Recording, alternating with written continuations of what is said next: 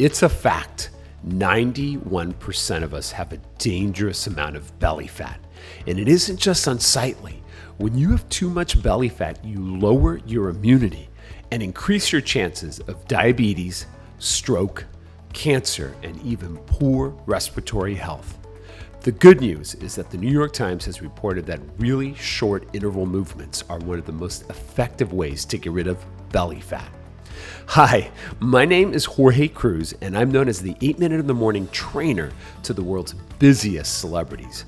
I've been a fitness trainer for over 20 years, and you may have seen my work with Oprah Winfrey, Khloe Kardashian, Kelly Ripa, Tyra Banks, Wendy Williams, Kelly Clarkson, Dr. Oz, Tony Robbins, or even Steve Harvey. My passion to find the best science-backed fitness shortcuts has allowed me to write over 30 books and become a multiple New York Times best-selling author with over 9 million books in print. And I know I can help you too. Imagine getting the confidence you want during this COVID-19 world by having a fitness edge in your 40s, 50s, 60s, or beyond. Even if you don't think you have enough time, money, or the willpower to exercise, I know this podcast will show you how to finally get a total life reboot and flat belly. Welcome to the Jorge Cruz Podcast. Well, you made it. Welcome. I'm just so honored to have you here listening to the show. Today is an episode you are not going to be disappointed by. I filmed it yesterday. It's a video. You can watch it on my Instagram at Jorge Cruz or Facebook, same name, YouTube as well. It's with a man that I've known now for almost 17 years. His name is Mark Sisson. And it really kicks off this new show format, I think, perfectly because Mark is truly a man who's known for fitness as well as nutrition. And we talk at the end of the show about his microbursts and his interval training. As you guys know, I've been doing interval training now for many years, and I wrote a book almost 20 years ago. It'll be 20 years next year, called 8 Minutes in the Morning. And I've been known in Hollywood to help busy celebrities with this method, and I've kind of refined it, and I'm re-releasing it next year. But we're doing it online now with groups of people on Zoom. I'm going to be super excited to share more of this with you tomorrow in a different podcast. But for today, I think this interview is literally one of my favorite. It's probably the best interview I've done in a long time. Mark was in Miami Beach. I'm here in San Diego, so we used Zoom, but the video is worth watching if you haven't seen it already on my social. But listen to this conversation because it's going to give you a blueprint, I think, not just for fitness, and that's again at the end of the show, but for nutrition. And right now with COVID-19 really being a key part of all our mindset, knowing the diet that can give us the edge for immunity. And it's such a simple diet. It really goes back to ancestral health. You're going to love this. It got me to really shift my thinking in less than a week. I had a personal private call with him last week. We just catch up every so often. About every month we say hi. And he shared with me a book he was reading. You're going to hear about this book. And a new way of really thinking about nutrition. So if you want maximum immunity, guys, super immunity, you want to up it, this is the podcast for you. All right. And again, fitness tips at the end, you're going to love keeping it simple with micro bursts. All right. Enjoy the conversation with Mark Sisson. Here we go. All right, everyone, welcome to the show here. I'm so excited. This is a very special edition. We have video through Zoom here, and I'm in California, and my buddy Mark Sisson, my mentor, truly my mentor in health and nutrition, is on the other end, and he's in beautiful, is it Miami, Florida? Is that true, Mark? True, Miami Beach, which is very specific to that part of the world. Right? Yes, on the beach side. Yeah, well, there you go. Yeah, how's Florida been treating you? Good during the pandemic here? Love it. I mean, it's almost like a special summer camp Disney World. I mean, the streets are closed, so I ride my bike up the middle of the street, do long bike rides. The bike paths are open. I've got a friend who has a house in the islands, and so I do stand-up paddling. Yeah. In and not interfere with any of the prohibitions that the counties put up. Well, and I think I'm gonna have a blast. I think what I love about your perspective always, Mark, is that you've got this silver lining in everything, and I think that's the silver lining with this pandemic. We have time to to kind of do the things we haven't done and hopefully enjoy things, even though a lot of us are scared. And, I feel so honored that, without getting into the details of what we talked about, but we had this incredible conversation last week that kind of changed my thinking, Mark. And you do that to me about every decade, right? I remember I sent you that picture. I texted it to you. Remember that picture? That was 17 years ago. That's amazing. That's crazy. Yeah. Yeah, that was in San Diego. I think we were at some Mexican restaurant, and you were the one that taught me to use cucumbers in place of chips with my guac. Remember? That's right. That's right. Wow, that was ground zero for your low carb, no sugar experiment. I'm naturally a carb lover. That's why I was fat. Then I wrote the book behind me, 8 Minutes in the Morning, literally 20 years ago. This coming next year in 2021. Oprah had me on the show and it blew up, and that changed my thinking. But even back then, I was eating a lot of processed carbohydrates, in moderation. You were the first, though, to get me into the plant-based world, doing the cucumbers, in place of chips and all that. And then you got me to appreciate and not be scared of guacamole and avocados and healthy fats. And, and I always liked meat, but, I was scared about meat being, cancerous and all this. And then last week, back then you said it wasn't, but last week you mentioned this book, The Carnivore Code, which I'm going to show to everyone here, by this Dr. Saladino. And you wrote the, I believe, the introduction or the foreword, the foreword. I did. Yes, indeed. Yeah, no, Paul's a good friend of mine, very smart guy. I think he's onto something here. Very interesting information and sort of mind-blowing information for people who assumed that meat is bad and that, all plants must be good for you. Well, to say the least, it blew my mind. I finished reading it since last week, and so I followed through on what I promised. And I've been enjoying meat again, and I've been aware that, when we do get that possibility of carcinogens, it comes from more overcooking the meat, as Paul talks about in here. Not so much the meat itself, so I've been doing more of a medium heat when I cook my meat and all that.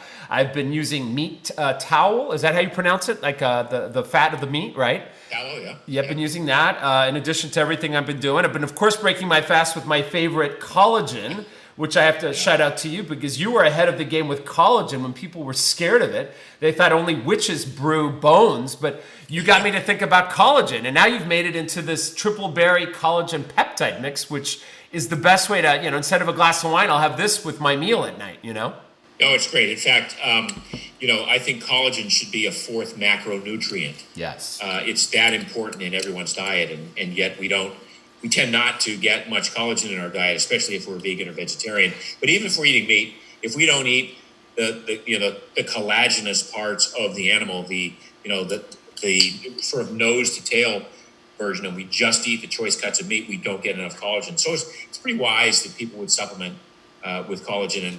And since I started doing this about 10 years ago, it changed my life. So I was such a fan of supplementing with collagen, I started a line of products within the Primal Kitchen food line.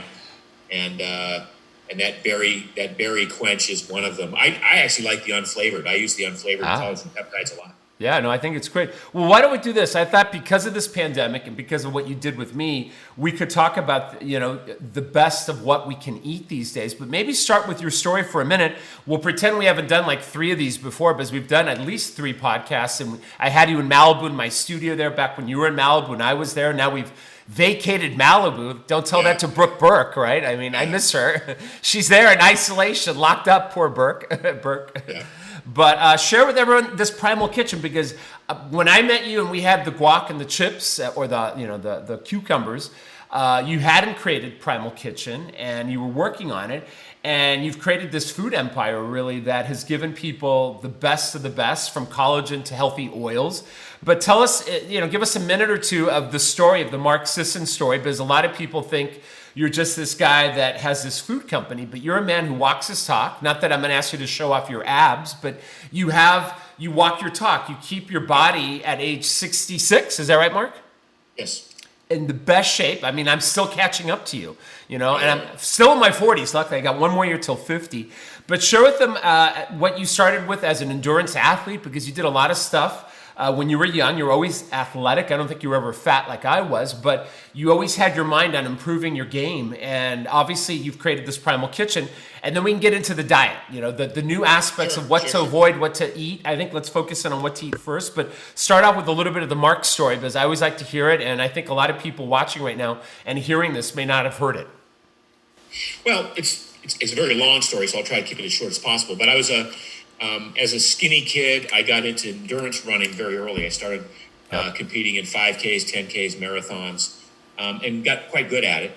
And in order to fuel all those miles that I needed to train, ate a lot of carbohydrates. And that was the conventional wisdom of the day. You ate a lot of carbs, you ran a lot of miles, you got faster, and everything was going to be amazing, and you were going to live a long life. Yeah. Well, it didn't quite turn out as I planned. I got faster and I got better and my performance improved, but I really I was falling apart on the inside. I had all kinds of issues with my digestion. I had irritable bowel syndrome. I had hemorrhoids. I had gastrointestinal issues. I had, GERD, the reflux disease. Mm-hmm. I had arthritis. I had tendonitis. It literally was a wreck. And you're in your 30s around this time, right? It was my late 20s. And, and so it was clear to me that something was wrong and I wasn't doing something right. And it turned out it was the diet that wasn't right. Yeah. Yes, I was training hard. I was training a lot of miles, but it was the diet that was really off. So I kind of refocused my life on just trying to figure out how I could be healthy and strong and lean, and not have to run as much and not have to do as much work, and to find out if there were any shortcuts, if there were any sort of genetic switches that I could switch on and off through my diet and through my other routines that would improve my health in a way that I was seeking. I mean, I just didn't like being sick all the time. And that started me down a path that has been 35 years now of research into ways in which the food we eat and the amount of exercise we do and how much sleep we get and how much sun exposure we get. And all these things affect how our genes rebuild, renew, regenerate, recreate us on a daily basis. So I started my blog, Mark's Daily Apple, back in 2006, started writing about all the ways in which we can find these hidden genetic switches that we all have and use these behaviors and these foods to regain the health that we had lost. And it was working for me. It was working for hundreds of thousands, millions of my followers. I wrote 10 books on the subject. And about 5 years ago, I started thinking, well, I'm writing a lot about food and how important food is. And really, you have to get rid of sugar. You have to get rid of processed foods. You have to get rid of grains.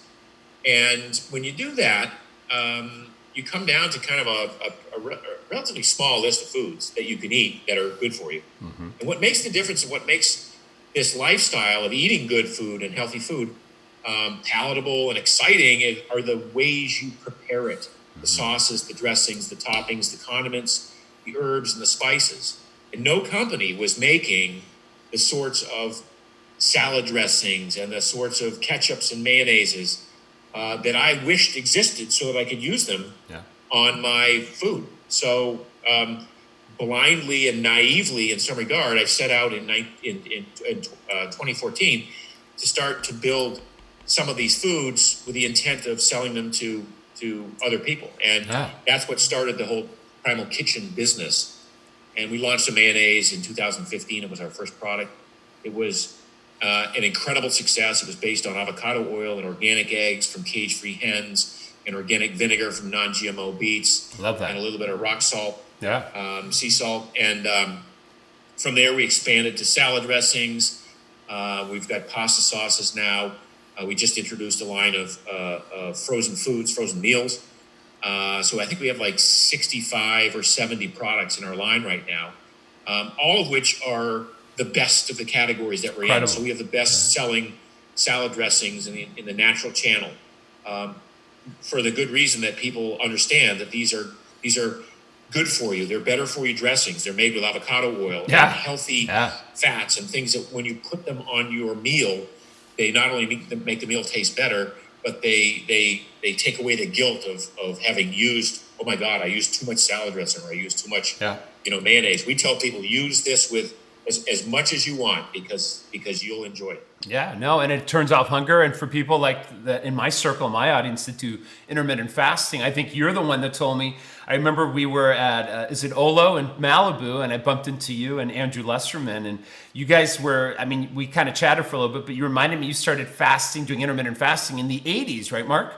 Yeah, So I've been doing that for a long time. So these healthy fats allow us to, how shall we say, cheat the fast. In my opinion, they help turn off that hunger, so you're not ravenous when you wake up, and you can fast till 12 or 1 o'clock and eat a nice meal that's balanced. And we'll talk about what that meal includes. But I feel like you've been ahead of the game for 20 years, and I'm just so grateful that you've been a friend and a mentor to me and guided me and kind of been a compass to me. And I know you've got something coming out that we want to talk later about this Primal Health Coach Institute you've created to teach people, kind of like you did informally with me, and you've mentored a lot of big people. I know my dear friend Melissa over there at Whole30, you've done similar kind of mentoring with her, and she's a phenomenal force to be reckoned with. And you kind of groom more people to be kind of like that, right, Mark? To teach people how to do what you did on your own, right? Well, my mission has always been to change the way the world eats. And I can't do that alone. So part of my mission has been to educate other people, to enroll other people, to become friendly with guys like you and people like you and Melissa and Brooke and all of the circle of friends that we have, and sort of spread the word that we figured it out. We really kind of have figured out how to achieve metabolic flexibility. This is what we're all after. We're not after necessarily burning fat for the sake of burning fat. We're not necessarily after cutting carbs for the sake of cutting carbs. What we want is we want to be metabolically flexible. We want our bodies to be able to generate energy from a number of different substrates, from carbohydrate on your plate of food, from the glucose in your bloodstream, from the glycogen in your muscles, from the fat stored in your muscles or on your belly or from the fat on your plate of food, from the ketones your liver makes. All of these are energy sources that we can call upon to get us through the day if we're metabolically flexible. If we're not metabolically flexible, which most people are not, it's because we've been so tied to this carbohydrate-based diet for so long that our bodies have not built the metabolic machinery they require to burn fat efficiently, to make ketones and burn those efficiently, and to basically get through the day without being hangry all the time, or to get through the day without trying to think, oh my God, what's the next meal going to be like? What do we have? That was a great lunch. What are we having for dinner? Yeah, you're already thinking about the next meal. Already thinking about the next meal. So we try to unburden people. We try to relieve people. We try to free people from the constraints, the leash that hunger puts around them, hunger, appetite, and cravings. And that's really what I'm really all about is developing this metabolic flexibility in people. And that's sort of what we teach at the Primal Health Coach Institute. Yeah, but just since you mentioned it, the Primal Health Coach Institute is a certification program. We actually certify people to become health coaches. That's amazing. And I basically download from my brain to you what you need to know to work with clients or family members or whoever. Sure. To assist them in getting to this new level of consciousness, a new level of awareness about food and this escape from this hunger, appetite, and craving. Well, we need places like that because, I mean, I've been lucky to be surrounded by people like you, Dr. Andrew Weil, who created the Integrative Medicine Institute, where he's at, and he was a forefronter 40 years ago. And I feel like it's only a few people that get it, like you said, and I'm so privileged. So more on that, guys. We'll give the website at the end of the show and all that. But and I know you also have. I want to mention this on May 17th. You have with Thrive Kitchen or Thrive Market, right? You're launching new foods. So before we even get to that, I mean, these are frozen meals people can get, and we're going to talk about the optimal diet next. But why Thrive Market? Because I've not used them. I know a lot of people use Amazon. Why do you love them so much, Mark? Because I know you're doing a lot with them, right? No, Thrive Market. Thrive Market is basically Costco meets Whole Foods online. So you pay an annual membership fee. It's not very much. Yeah. And I think it's $59. And you get access to all the foods that you could normally buy at your favorite health food store, but you get them at wholesale prices. So you get them at 30 or 40% off. And as long as your order is more than, say, I think $50, the shipping is free. Nice. And so instead of having to go to a large big box store and buy, a big giant gallon thing of mayonnaise, you can get a regular size mayonnaise, but with at significant discounts. So it's thrivemarket.com. Good. They're very good friends of mine. I was an early investor in the company. Full disclosure, I Sure, like their idea so much. Yeah. This is 4 or 5 years ago. Nice. But they're launching our first our frozen meals, which we start. We have 3 skillet meals and 3 bowls that are just fantastic. They're full meals, and again, they fit all of the keto-friendly, paleo-friendly, organic, grass-fed meats, free-range chickens, things like that. That people are, I think, getting more and more wise to, that's what they want to see in their food. Well, let's focus in on that. Let's get them dialed in, because I feel like for those that aren't getting as wise as they want, or they want this minute, if we have 10 minutes right now, give me the Mark Sisson class, kind of like a little bit what you took me. I don't know if we get as deep as Dr. Saladino does, because this is deep stuff, but let's start with, I loved what you said in the beginning here. The things to cut out briefly, you mentioned sugar, you mentioned grains. Start with those 2 bad boys. As you know, I wrote a book 10 years ago, The Belly Fat Cure. Those are the big things we cut down too, sugar and grains. But tell everyone why right now during this pandemic with immunity, what sugar does, right? It destroys immune, it feeds viruses. Sugar is the worst thing you could eat right now. If you're trying to, taking a step back, if we're trying to deal with this, this COVID-19 virus, it is an assault on your immune system. And some people who have weakened immune systems do not do well with this. So I would just say, generally, the best thing you can do is avoid sugar. Sugar is the most immune suppressing food that I think we can eat. And so that would be number one. So that means, not drinking sugar sweetened beverages. Remind us the sources that are hidden. Remind the plain ones, obviously what you just said, but remind us this includes the sugary excessive fruit, right? What else? Oh yeah, no, a lot of honey. People say I'll make a fruit smoothie or something like that. No, I wouldn't go that route these days. The other thing that I would cut back on is the grains. Yes. You find them, so it's basically the breads, cakes, pies, candies, cookies, crackers, pasta, cereal. All these things tend to convert to sugar in the bloodstream, tend to convert to glucose. So I would cut back on the refined and added sugars, and I try to cut back as much as I could on even the whole grains and things like that. Remind us what you're talking about, because a lot of people think, brown rice is okay, couscous. But right now, if you're going to maximize immunity for this time, and this time we live in is critical. It can be life or death. What do we want to cut back on? Yeah, so those we want to cut back there. And then finally, and I think, one thing that people don't talk a lot about, but it's become my new big peeve, is industrial seed oils. So this is the soybean oil, the corn oil, the canola oil that you find in just about all the processed foods. And these are insidious forms of fat. So when we talk about fats, and you and I talked in other conversations about good fats versus bad fats. And the good fats are avocado oil, olive oil, extra virgin olive oil, coconut oil, butter, lard, tallow. Those are all good fats. Yeah. The bad ones are what we would call the industrial seed oils. Some people call them plant fats, but it's basically corn oil, soybean oil, canola oil, things like that are they're highly inflammatory, and they wreak havoc on our systems. The body doesn't like to combust them or burn them as energy. In many cases, it incorporates them into the membranes of the cells where these fats don't function as intended.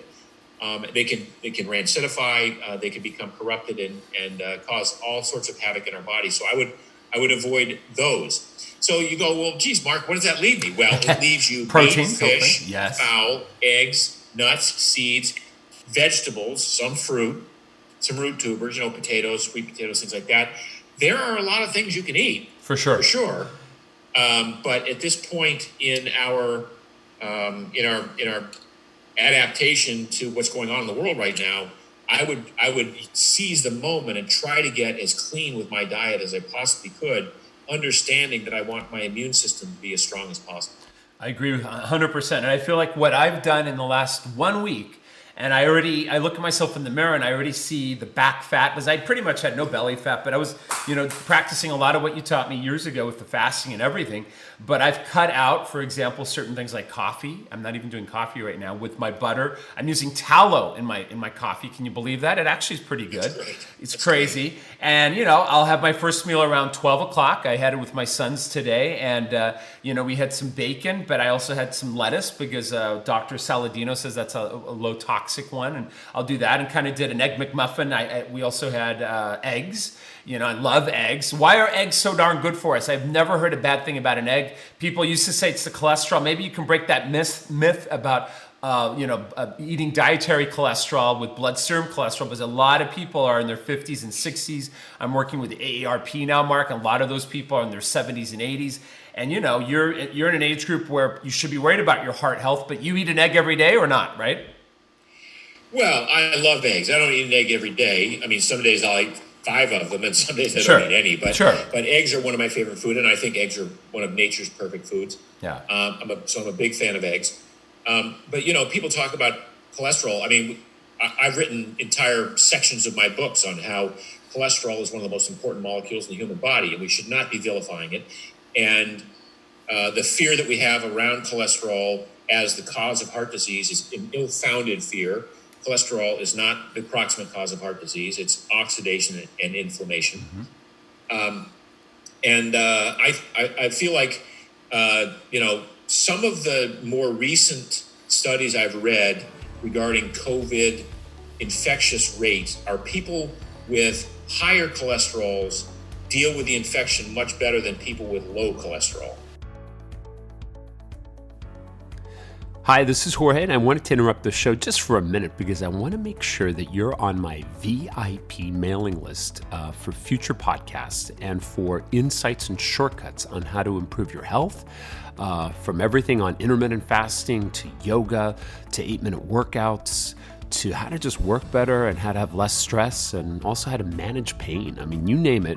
All my best shortcuts come out every Monday, and it's totally free. You heard it right. So I'm going to encourage you right now to take a second and jump onto your laptop and go to jorgecruz.com, or you can do it on your mobile device, obviously, and sign up for the Jorge Cruz Report. And it's totally free. Tell your loved ones about it. Join it. It's over 250,000 people that are getting this email, and it's going out every Monday, and I want you to be a part of it so you know what's coming up next every week. All right, guys, let's get back to the show. So, here's an ironic situation where you're trying to lower your cholesterol because you think that it's going to be protective in terms of heart disease. And who knows, it might be making you more susceptible to infection. Yeah. So I haven't worried about cholesterol for 20 years. I mean, I get my blood work done. My total cholesterol is anywhere from 250 to 290, but my HDL is 98. Yeah. I mean, that's the most protective of all. My triglycerides are low, my fasting insulin's low. I mean, all of this is a result of my being metabolically flexible. And that's why, my body, I burn a lot of fat. I get a lot of energy from my stored body fat. And I do have some stored body fat, not much, but enough to get me through the day. And I think that's what so many people are deficient in their ability to access stored body fat, and so they tend to store the fat. And when they store body fat, that in addition to the cholesterol thing, having more body fat may cause, you were reading that people who are overweight or obese. Yeah, absolutely. I think I lost you for a minute there. Are you there, Mark? We lost the audio. We got you. Give me an A, B, C, D, E, F, G. We may have Mark back here in a minute. I'm here. You're back. All right, we got you back. Yeah, I'm here. All right, good. Okay. Well, Mark, so, no, it's perfect. So I think we all agree that healthy fats are a key part of this diet. I know in the Carnivore Code, it's a key part of his diet and coming from animal source. So let's move on to protein.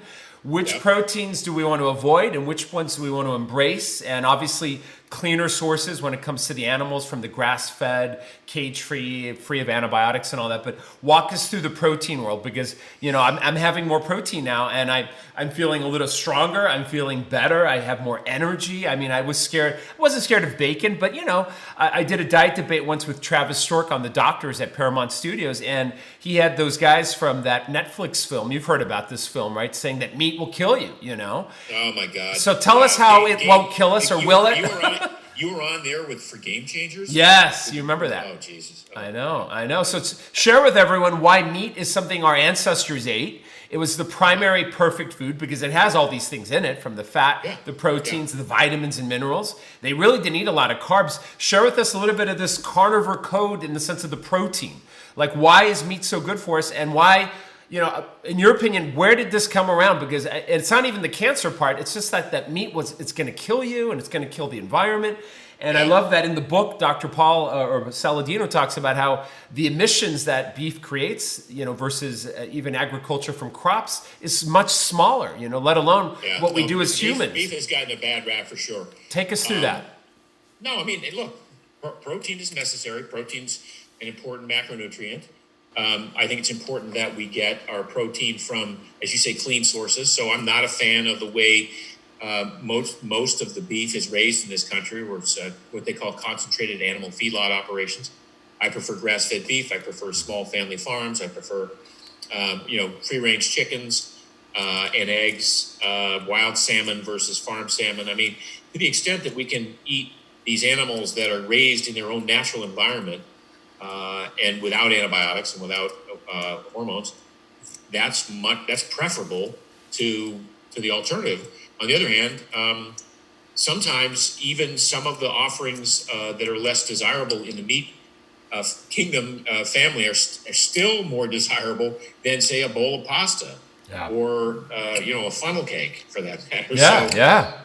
So everything, all these foods exist on a spectrum of not so good to fabulous, and you have to kind of figure out where you want to be on that spectrum. So, in terms of meat having had a bad reputation, talk to us. The attachment to the assumption that saturated fat was bad for you, and meat has some saturated fat, but saturated fat turns out not to be bad for you.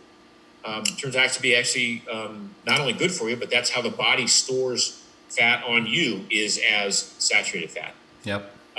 So a lot of the myth surrounding meat has been dispelled in the last decade. Unfortunately, you have propaganda pieces like Game Changers, this documentary that come out and in favor of everyone going vegan, and it's a huge philosophical issue for people, but it's almost like a religion, right? Oh, 100%. Or politics. I mean, what do you say to someone? Pretend I'm trying to talk to Ellen, because she's a hardcore vegan, and I may be visiting with her. And if I were, and I had a moment, how do you gently tell someone, or maybe not so gently, but what do we say to a vegan that says, no, it's going to hurt me, or the planet? How do we, in a nutshell, get them to open their thinking? Or how do we try? Let's try. No, I don't. I only address that if I'm asked. Okay. But I don't try to convince anybody that my way of eating is better. Right. I think it is, and I have the research to back mine. But trying to convince somebody who's a vegan to not be a vegan, it's hard. It's very difficult. Yeah. Most vegans who go back to eating meat do so because of health reasons. They realize that you see a lot of them on Instagram. There are a lot of former Instagram vegan influencers who have come back around to adding meat back to their diet because they realized it was a major part of their diet that was missing, and it was actually negatively impacting their health. Well, I remember I was at a dinner party, not to drop a name here, but with President Bill Clinton in New York. It was at One Sutton Place. It was this beautiful party, 12 people. And he was so excited that Mark Hyman, his doctor, helped him eat salmon again, because he went after he had the quadruple bypass back in the day. And he went full vegan, didn't he? He just was scared of meat, but he was famous for eating, like the current president, McDonald's, we do this sometimes, but the meat in McDonald's is not the meat that we're talking about, Mark. It's not what they have at Thrive Market, correct? This is a very different world. No, right. No, it's and by the way, it's not the meat. It's the buns, and it's the other stuff.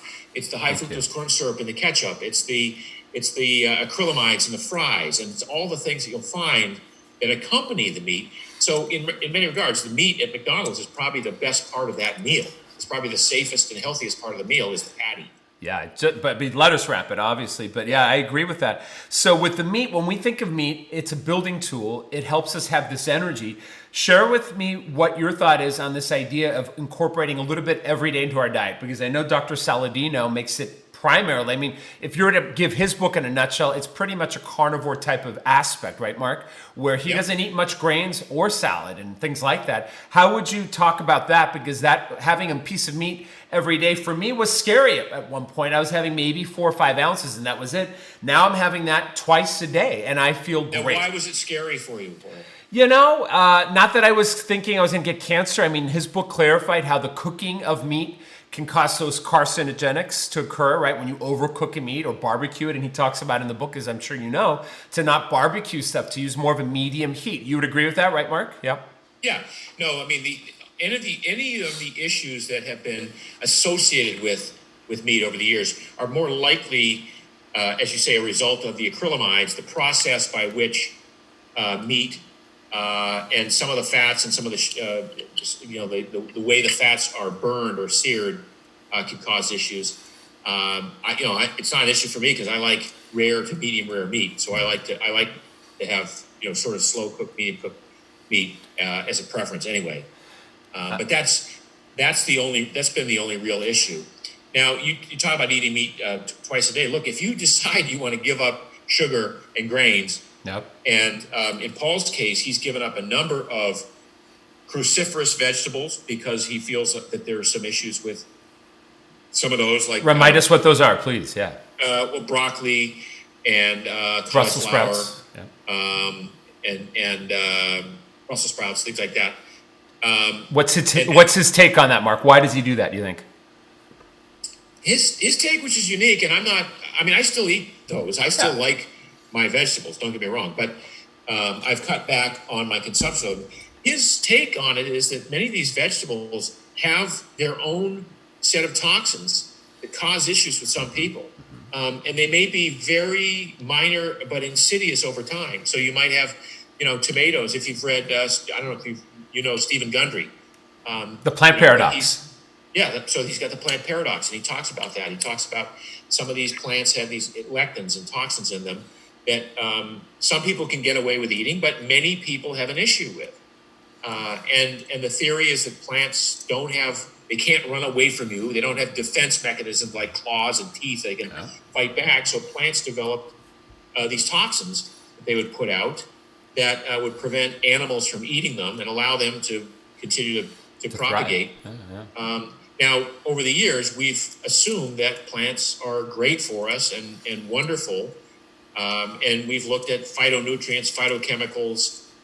We've looked at some of the anthocyanins and some of these specific nutrients, polyphenols within plants that we deem to be antioxidant in nature. Mm-hmm. But it may be that I think Paul's assumption is we have our own regular antioxidants within our body. We have these amazing antioxidant systems that work perfectly well without having exogenous antioxidants from supplements or from plants.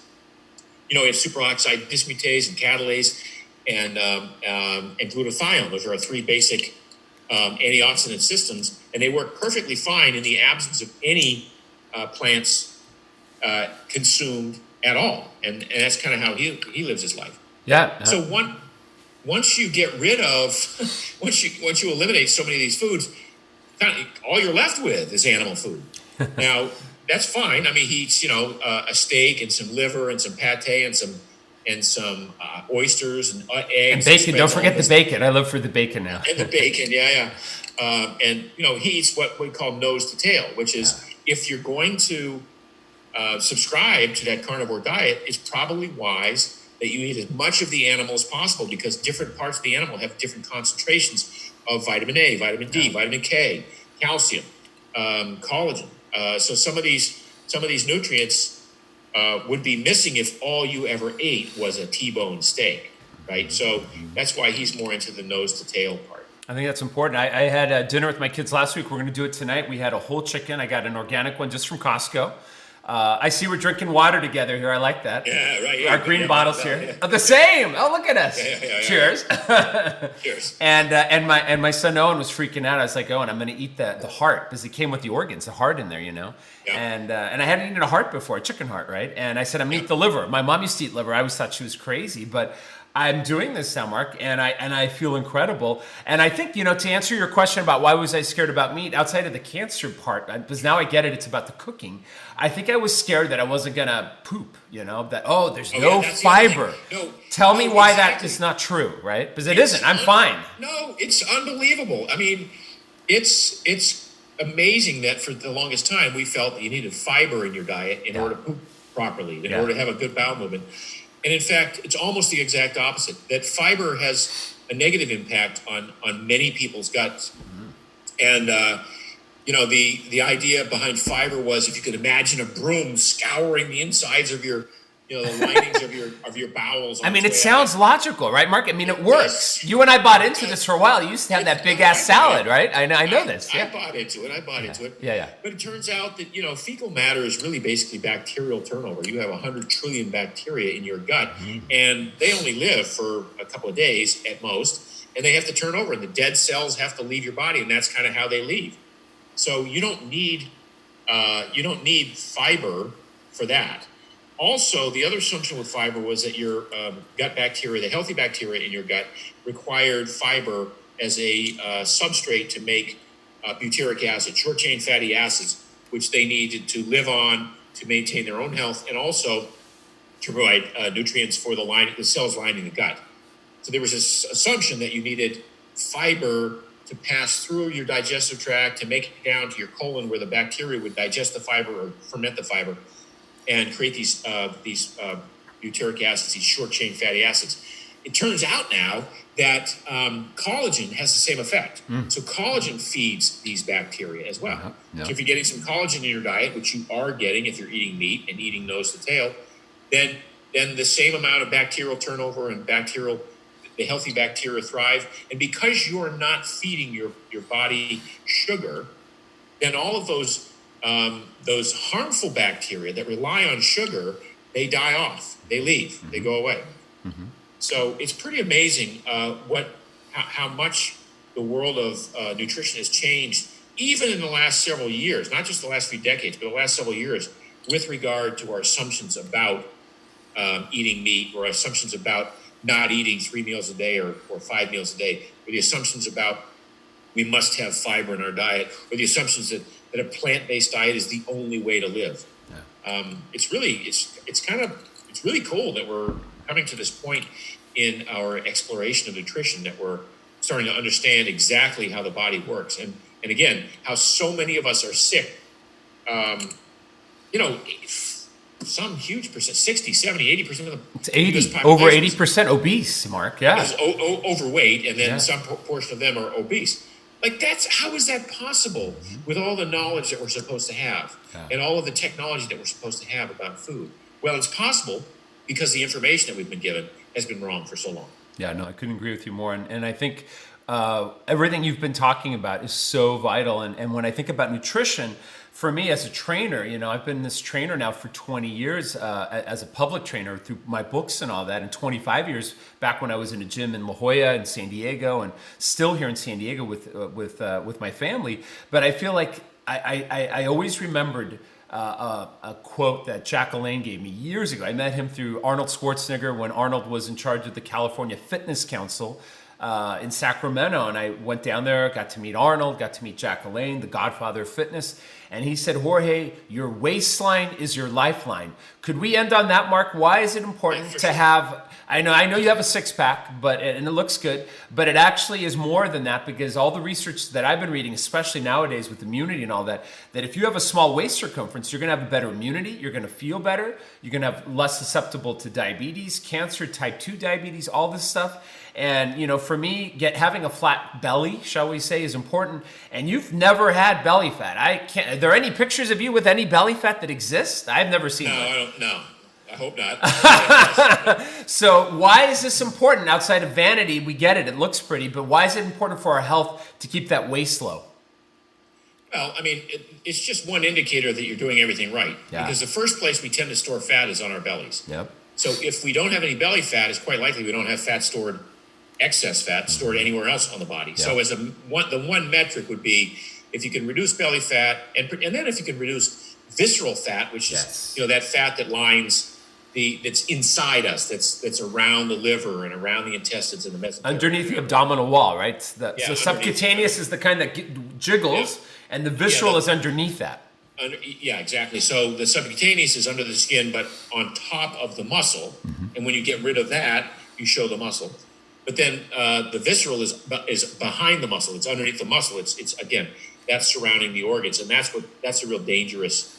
We talk about non-alcoholic fatty liver disease, which is where people who aren't alcoholics, they still have liver disease because there's so much fat surrounding their liver.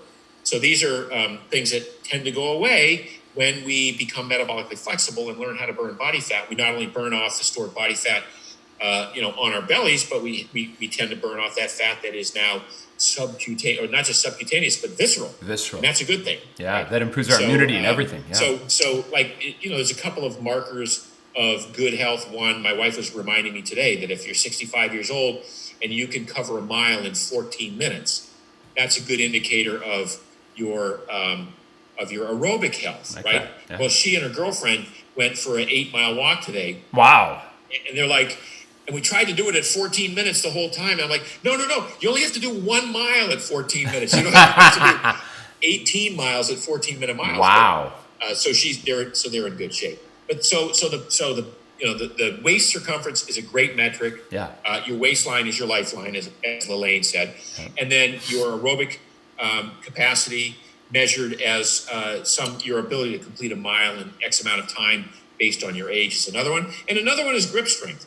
I think you've heard that grip strength is indicative of overall health because grip strength sort of follows your general body mass and general muscle mass and lean body mass. So as you're stronger around your whole body, your grip improves. As you lose strength across your all your muscles, your grip decreases as well. And I know for me, I've been embracing more interval training because of the research to burn visceral fat. And I know you're the guy that is every day, you move every day. Give us end on that and we'll wrap it up because I feel like movement is so important. And you're the guy that never stops moving. How do you embrace, if you do interval training, how do you embrace that, Mark, every day? So, usually when there's not a pandemic around, yes. I play ultimate frisbee with a group of guys at least once a week. And that's 2 hours of sprinting. So that's you sprint and then you stop and that's interval training. Yeah, I love that. And you're covering it. You're basically playing a game, chasing a frisbee up back and forth on a field. It's not quite like golf. I'm afraid there's no interval in that. It's just a slow interval the whole time, right? By the way, my buddy Brad Kearns. Yeah. So Brad holds the world record for one hole of golf. He shot, played a 500-yard hole of golf in 1 minute and 36 seconds. Wow, he was hustling. So that's an interval. So that's an exception. If you're playing golf like your friend buddy, Brad there. He plays speed golf. What's some simple stuff people can do for interval training? Like what your wife does? Does she do that for the most part, or how do you do it? Well, depending on your current level of fitness, like what I do now that Ocean Drive is closed in Miami here to most traffic, I've been running sprints down the main drag in Miami Beach once a week, where I walk a block, sprint a block, walk a block, sprint a block. But you can do sprints, interval training on a bike if you have a stationary bike. Certainly, people who have Pelotons and things like that are doing interval training. That whole workout is interval training. You can do interval training if you have a treadmill. You just put it up to an elevation of 11 or 12 or 13%, and just walk fast. And you are doing full-on interval, high heart rate stuff for anywhere from, I'd say, 15 seconds to 30 seconds. You go up and down, right? You go. I usually do a minute of high and 30 seconds of low, something like that. Yeah. Just keep that interval going. I think it's so important. So, Mark, not to end this talk here, but I know it's getting late here. I want to make sure people know to go to Primal Health Coach Institute. Is that right? .com? Yep. Primal Health Coach. It's the Primal Health Coach Institute. You just look it up and you'll get the link there. To join the inner circle here, shall we say, become like a Jedi Master of Health. We've trained 5,000 coaches already. Wow. This is a new area of expertise for a lot of people. I think it's going to be a big thing coming out of this pandemic situation. People are going to really want to get fit again, want to lose weight. How many weeks does it take, Mark? How does it? Because I did it unofficially with you, or just being friends. It's online, so you sign up, and it's an online learning experience. Normally, it takes about 3 months. It's a very detailed course. I mean, we have doctors take it, we have chiropractors take it, we have nurses take it. It's a very in-depth. A lot of it is science. Then there's a lot of actually coaching strategies and techniques. Do you teach a lot of the classes as well, or some? Do I what? How many of the courses do you teach? Well, so it's written. It's written, and then there's like 13 science modules, and so they're all written out. It's like 150,000 words of text. It's an in-depth, detailed course, and then every module I speak for like 10 minutes on some of the nuances of it, and then some of the coaching training sessions I'm speaking. So I'm involved, throughout. But there's a lot of study. There's a lot of homework and study, and there's an exam at the end of every module. You have to pass the exam before you move on to the next module. So it's a serious course for people who are serious about really understanding how the body works and what we can do to achieve the ideal health situation, and then how we can impart that wisdom to clients. I love that. I think that's so important. So check that out, guys, and tell everyone if they want to find you on social, your handle and your website, Mark. Let's end on that. On social, I'm Mark Sisson Primal. Yeah. Mostly just a lot of naked shots of me there. No, shirtless shots. With those abs, that famous flat belly of yours. The ab thing, yeah. And then marksdailyapple.com is the blog that I've been writing basically every day for 14 years now. I bet you don't have too many more apples anymore. Now it's more of an avocado, right? Right. That's funny. I could change the Mark's Daily Avocado. Oh man. Well, Mark, I can't thank you enough for your friendship and your mentoring from all these years. I can't believe we almost have known each other 20 years, but I think the best is yet to come. You make me excited to turn 50, let alone 60, let alone. I mean, are you excited for 70, Mark? What are your goals for 70? I've said for 30 years. What? I can't wait to show you what 70 is supposed to look like. Nice. Nice. So there's that. Now it's like ready to jump on my ass. So I don't know. I got to be ready for it. But I am. I'm ready for it. No, I think you're ready for it. And, stay well during this pandemic. I know you're not traveling much, but I hope to see you soon one of these days, whether it's in Florida, one of these, maybe next year. I don't know. When do you think we're going to be lifted from this pandemic? Do you have any predictions? Not that we have to end on that. I don't like to make predictions with our governor and our government leaders. I know it's scary, but I think the good thing is we can do so much of this as we're doing here remotely, and I love that your Primal Health Coach can be done remotely. Yeah, I mean, too. I would say to your listeners, use the time that you're being quarantined to get your act together, to get your diet dialed in, and to and to do the work, and to get out and walk a little bit, and do some micro workouts. I love that. I'm in on the micro workouts. 8 minutes in the morning, hopefully, right, Mark? That's it, right? There you go. All right, buddy. Well, peace and purpose. Thank you so much, Mark, for your wisdom, and give my best to your family, please. Likewise. All right. Talk soon. Bye-bye. Well, I really do hope you enjoyed the podcast today. I know I love doing it every week for you. And if you would be able to give us a 5-star review, we would sure appreciate it. Whatever podcast you're listening on, just give us 5 stars and give us a comment. We'd love to know what you loved about it. Encourage others to listen to this. And if you can, please share today's podcast with your loved ones. Share it on Facebook, on Twitter, on Instagram. Share it with your loved ones. Text it, copy it, paste it. Let's make the Jorge Cruz revolution happen. And it's all about shortcuts. And you guys know you can sign up for my newsletter as well. I've already interrupted the show, but I want to remind you, if you haven't signed up for Jorge Cruz Report, it comes out every Monday with a link to the newest podcast. But you also get all my insights, my shortcuts on how to be exercising smarter, how to eat healthier, hear how to do intermittent fasting with cheating the fast, which is important. So that way you never feel hungry and you get to eat great things that are delicious. As I love cheesecake, I love chocolate chip cookies, all those things. I'll teach you how to do that through the newsletter. And again, it's totally free. The website is simple. Just go to jorgecruz.com. It's JORGECRUISE.com. And please tell your friends to join the newsletter as well. It comes out every Monday, and it's called the Jorge Cruz Report. You'll love it. All right, guys, I look forward to seeing you there. Peace and purpose. Take good care.